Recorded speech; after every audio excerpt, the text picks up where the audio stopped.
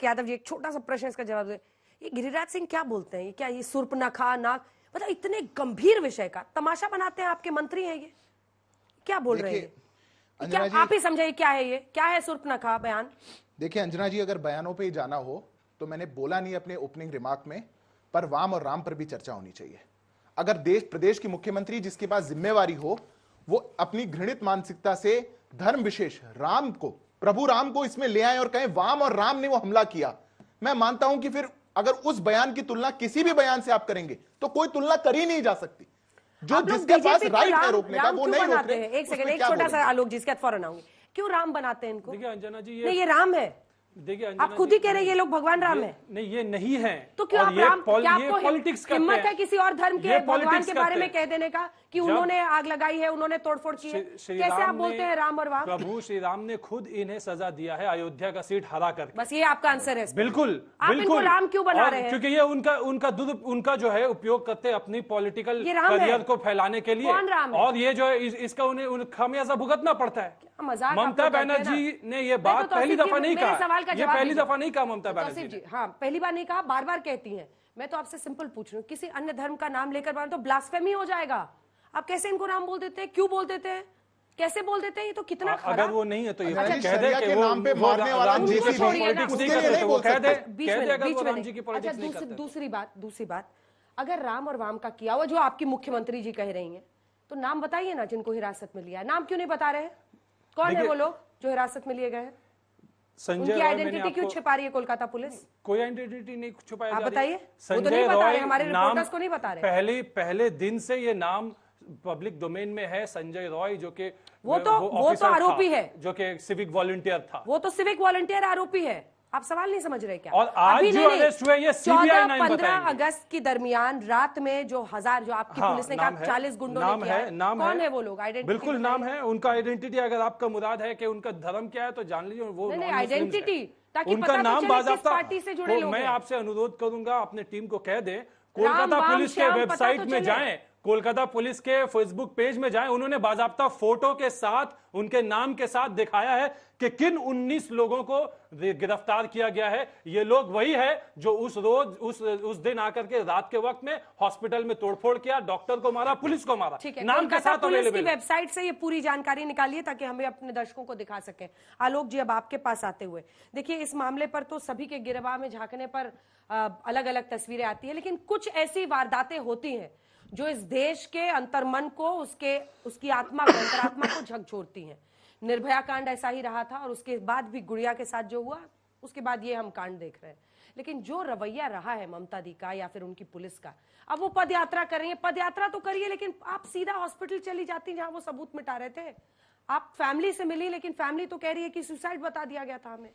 देखिए, मैं तो कहूंगा एक मुख्यमंत्री के लिए जब इस तरह की जघन्य अपराध, इतनी भयानक घटना होती है और वो पदयात्रा करने चली जाती हैं, तो मैं इसको राजनीतिक नौटंकी के अलावा कुछ नहीं कहूंगा।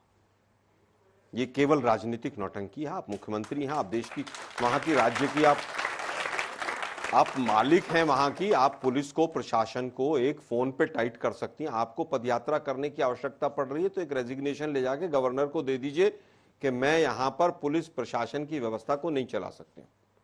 अगर आपको ही पदयात्रा करनी पड़ रही है, ये केजरीवाल स्टाइल में जिस तरह से चल रहे हैं कि भाई कहीं पर भी अपना बैठ जाओ, धरने पे बैठ जाओ, अरे भाई आपको जनता ने चुना है। सर अभी दोस्ती टूटी है। देखिए, दोस्ती की बात देखिए, आज का विषय, फिर राजनीति करेंगे तो मेरे पास बहुत कुछ है बोलने को। नहीं, वो तो रहता ही। हाँ जी।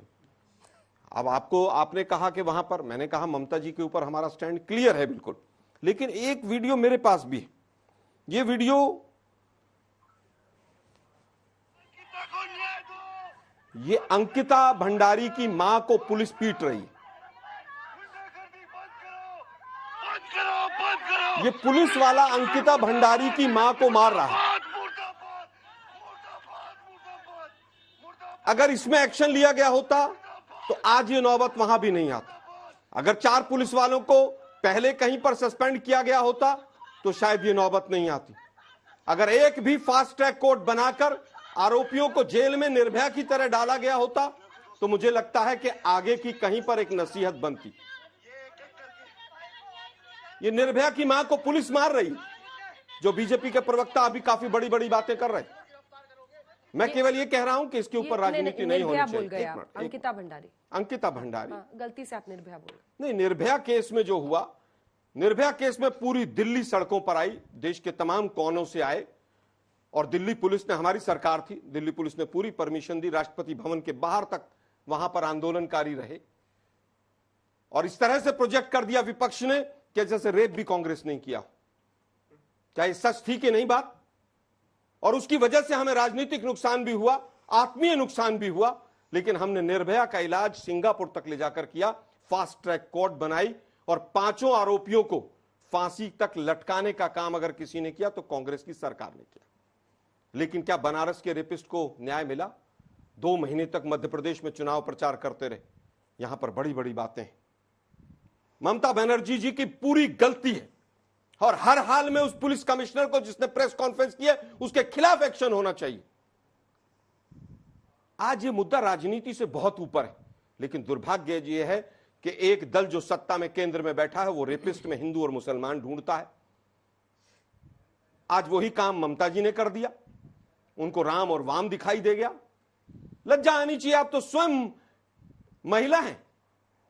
आप कहती मैं फास्ट ट्रैक कोर्ट बनाती हूं, मैं यहीं पर धरने पे बैठी हूं, और 2 पुलिस वालों को सस्पेंड करती, बाकी सबकी गर्दन सीधी हो जाती। आज सीबीआई के पास केस है।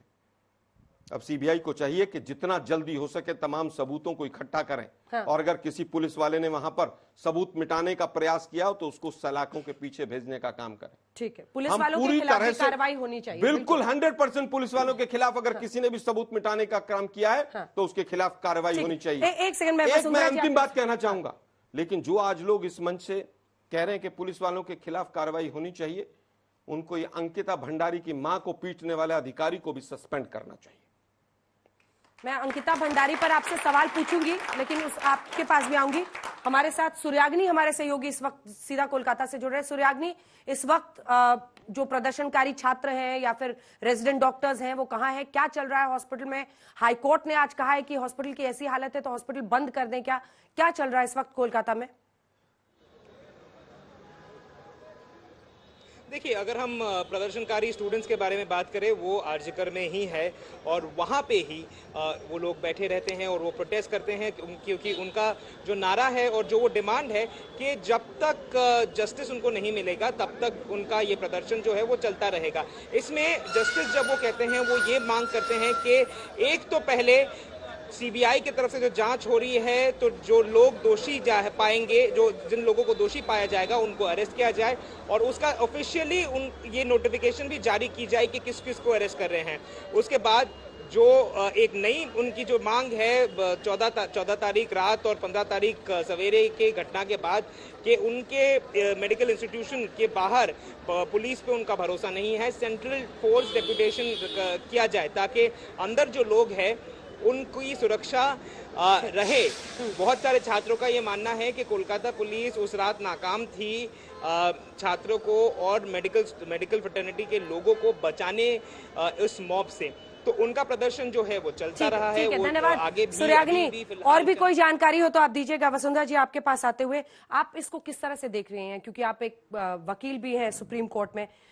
समस्या ये है कि इन्वेस्टिगेशन में ही प्रॉब्लम हो जाती है, जांच में शुरुआती प्रॉब्लम, मतलब कन्विक्शन नहीं होगा, मतलब हस्ता निर्भया जिसको इस देश ने मिसाल बनाया, निर्भया की मां ने मुझे बताया कि कितने सालों तक फास्ट ट्रैक कोर्ट बनने के बावजूद वो केस घसीटा गया। कोर्ट में जाती थी, वहां पर आरोपी उनके वकील हंसते थे उनके चेहरों पर, पूछते थे कि इनसे पूछिए ना कि इनकी बेटी रात में क्यों गई थी। हम विक्टिम शेमिंग करते हैं। न्याय हमारे लिए आज भी अगर महिलाओं के खिलाफ अपराध होता है बहुत दूर की कौड़ी, और अगर पुलिस जांच बॉचअप कर दे शुरुआती दिनों में तो कन्विक्शन बहुत मुश्किल है। देखिए अंजना जी, बहुत दुख की बात है कि आज हम इस विषय पर चर्चा करने के लिए एकत्रित हुए हैं। पर्सनली तौर पे मैं बेहद आहत हूँ कि जिस तरह से कोलकाता में डॉक्टर के साथ ये जघन्य अपराध हुआ और जिस तरह से जो राजनीतिक छीटाकशी आपस में देखने को मिली है, ना कि केवल एक वकील होने के नाते, एक महिला होने के नाते, इस देश की एक बेटी होने के नाते बेहद दुख की बात है। ये दुख की बात इसलिए भी है अंजना जी, क्योंकि आप और मैं, हम प्रोफेशनल वुमेन हैं। हम अक्सर रात को घर से निकलते हैं। यहाँ छोटी छोटी बच्चियों को मैं देख रही हूँ कि जो वकालत की भी शायद स्टूडेंट्स है, कोई डॉक्टर की होंगी, कुछ डॉक्टरी पढ़ती होंगी, कुछ दूसरे सब्जेक्ट्स पढ़ती होंगी। सबसे बड़ा सवाल ये उठता है कि क्यों ये राजनीतिक पार्टियां जब सत्ता में बैठी होती हैं तो जो सत्तारूढ़ पार्टियां होती हैं वो खामोश होती हैं ऐसे मसले पर, और जो पार्टियां प्रतिपक्ष पे होती हैं वो पार्टियां एक दूसरे के ऊपर जैसे कि छीटाकशी, चीर हरण करने को सारी की सारी अपनी जो है वो ताकत झोंक देती हैं। मैं इन तमाम राजनीतिक गण जो यहाँ पर मौजूद है इनसे पूछना चाहती हूँ कि निर्भया होने के बाद आज तकरीबन 10 से 11 साल इस हादसे को हो गए हैं, जिसने पूरे देश को हिला के रख दिया था, सामान्य जनजीवन को हिला के रख दिया था, हम सबके जमीर को झंझोड़ के रख दिया था। आज भी 10 साल बीतने के बाद हम वहां कहां खड़े हैं जहां हम 10 साल पहले थे। कानून में बदलाव किया गया, फास्ट ट्रैक कोर्ट्स की बात की गई, कन्विक्शन रेट्स को जो है बढ़ाने की बात की गई, तो अभी तक क्यों ऐसा हुआ है कि कन्विक्शन रेट बढ़ता नहीं है? संरक्षण क्यों नहीं दिया जाता विक्टिम को? विक्टिम शेमिंग में बदल दिया जाता है। जो जिस पर्टिकुलर पॉलिटिकल पार्टी की सरकार जिस राज्य में होती है वहां पर अगर उस पार्टी के विरोध में लोग बात करते हैं तो पार्टी के लोग जो है वो विक्टिम शेमिंग पर आ जाते हैं। और ये सारी चीजें जो है ये किसी एक पॉलिटिकल पार्टी राजनीतिक ग्रुप से जुड़ी नहीं है, ये सबों के ऊपर जो है वो सामान्य तौर पर लागू होती है। ये सब जवाबदेही है इस हमाम में, ये सब जवाबदेही है, चाहे किसी भी राजनीतिक दल की आप बात कर लीजिए। मैं पूछना चाहती हूं कि मिस्टर संदीप घोष जो कि मेडिकल कॉलेज के डॉक्टर थे, उनको इमीडिएटली रीइंस्टेट क्यों किया गया? उनका जो इस्तीफा था 4 घंटे का, उनका इस्तीफा जो है वो नामंजूर बेहतर अस्पताल में, और उनको कलकत्ता मेडिकल कॉलेज में उनको रीइंस्टेट करके एज ए प्रिंसिपल भेजा गया। क्या ये विक्टिम के साथ नाइंसाफी नहीं है? क्या ममता बनर्जी जी को सवाल नहीं पूछने चाहिए थे? क्या सवाल नहीं पूछने चाहिए थे कि खता कहाँ हुई, गलती कहाँ हुई? किस मुंह से ये कोलकाता पुलिस आकर दूसरों को कहती है कि भ्रम फैला रहे? सर, प्रिंसिपल का स्टेटमेंट नहीं लिया। Principal of the institution in which she was working, where her body was found in that condition. Anjana ji, एक सेकंड, मैं आपको सुनाना चाहती हूँ, मैं खुद नहीं बोल सकती हूँ, लेकिन ये परिवार के लोग क्या कह रहे हैं ना, एक बार आप भी सुनिए। आपको भी बुरा लगेगा, शर्म आएगा कि आपको ऐसी पुलिस को डिफेंड करना पड़ रहा है। आप सुनिए इसको। मैं रोज ये सुना रही हूं अपने दर्शकों को ताकि लोग समझे कि पुलिस की क्या भूमिका रहती है और पुलिस ये समझे कि वो वर्दी के लायक है या नहीं है। सुनिए परिवार वाले क्या कह रहे हैं। करीबन 10:30 बजे मेरे पड़ोसी को मैं चीखते बिखलाते हुए, रोते हुए मुझे वो लिपटती है और कहती है कि सब कुछ खत्म हो गया। मैंने कहा क्या हुआ?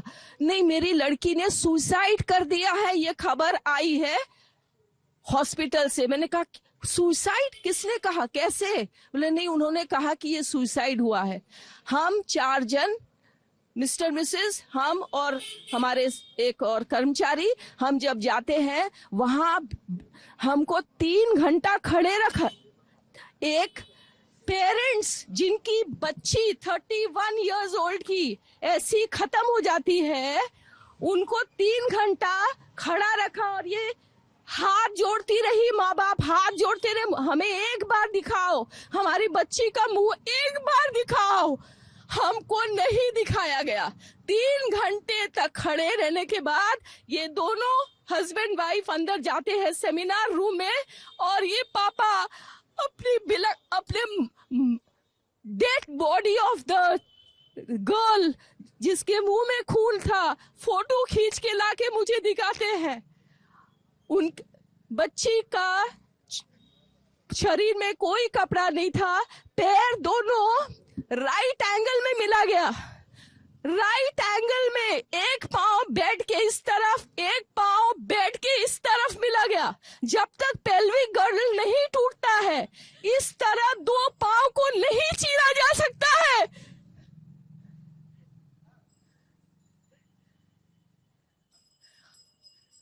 चश्मे को कूटा गया, जिसके वजह से आंखों से खून निकल गया। गले में गला दबाकर मारा गया।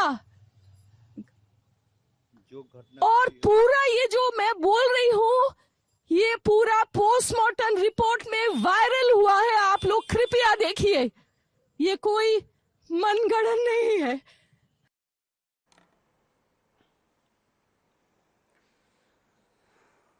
इस कोलकाता पुलिस को आप डिफेंड करेंगे? कोलकाता पुलिस के खिलाफ क्या एक्शन होगा? नहीं अंजना जी, मैं कोलकाता पुलिस को डिफेंड नहीं कर रहा। अगर जो लोग इसमें इन्वॉल्व है, जो ऑफिसर इन्वॉल्व है, अगर जैसे कि बताया गया कि पहले परिवार वालों को बोला गया कि ये सुसाइड है, 3 घंटे मिलने नहीं दिया गया, तो हर वो ऑफिसर जो उस वक्त वहाँ मौजूद थे उनके खिलाफ कार्रवाई होनी चाहिए और वही सज़ा उन्हें मिलनी चाहिए जो यहाँ पे रेपिस्ट और मर्डरर है। और जहाँ तक मेरी जानकारी है, सीबीआई ने 4 पुलिस ऑफिसर को, शायद 4 होंगे या कुछ कम या बेसी होंगे, लेकिन सीबीआई ने उन्हें समन जरूर किया है। तो बेशक हमें उम्मीद है कि सीबीआई जो है, वो जो महिला बता रही है, एक तरफ लड़की की माँ है, एक तरफ लड़की के पिता हैं, हम लोग को सब खबर पहुंच रही थी, ममता दी को नहीं पहुंच रही थी। वो पदयात्रा निकाल सकती हैं, उन पुलिस वालों का नाम नहीं निकाल सकती हैं जिन्होंने ये सब किया, उनके खिलाफ एक्शन नहीं ले सकती है। नहीं देखिए अंजना जी, जब उस दिन की अगर हम लोग बात करें, 9:30 बजे लगभग, थोड़ा बहुत आगे पीछे टाइम हो सकता है, पता चला था ये बात और होमिसाइड के टीम को भेजा गया था। और जो पहला एफआईआर जो दर्ज हुआ ताला थाना में, वो रेप एंड मर्डर का ही दर्ज हुआ था। भले ही शुरुआती दौर में, और यही सवाल हाईकोर्ट ने भी उठाया कि समथिंग इज अमिस, कि जब आप परिवार वालों को फोन करके बुलाते हैं तो आपने कहा सुसाइड। उठाइएगा एक एक करके। हाँ सर, मेरा सवाल बस इतना ही है। कल हम सब लोगों ने 78 इंडिपेंडेंस डे मनाया। क्या आप बता सकते हैं कि हम सेफ कितना है? यहाँ हर एक लड़कियों से पूछिए, उनके पास अपनी एक स्टोरी है। ये कानून आएगी जाएगी, लेकिन ये कानून क्या दे रही है, क्या एक्शन ले रही है, क्या हमें पता चला? अगर कानून बन रही है तो उनके पास इतनी हिम्मत हो जा रहे हैं कि ये इतना कुछ करने को तैयार है, और अभी आगे कुछ और भी देखें या फिर कुछ स्ट्रिक्ट एक्शन लिया जाएगा। देखिए, अपराध में जब पॉलिटिक्स जुड़ जाता है तो ही ऐसे हरकत होते, वरना मेरी बहन ने सही कहा कि ऐसा हिम्मत कैसे हुआ किसी इंसान को हैवान बन करके ऐसा कांड करने का? ये हिम्मत कहाँ से लाया उन्होंने? मैंने माइक पकड़ा हुआ है। मैं ये पूछना चाहती हूँ कि हमेशा ये रेप केस जो होता है, इसमें फैसले आने में इतने टाइम क्यों लगते हैं? और अगर फैसले आते हैं तो इधर उधर करके क्यों बताया जाता है कि अभी ये हुआ, सुसाइड हुआ, रेप नहीं है? इस समय क्यों इतना टाइम लगता है फैसले आने में? और कब तक इस चीज़ का फैसला आएगा कि उस अपराधी को कब तक फांसी होगी? हमें ये जानना है।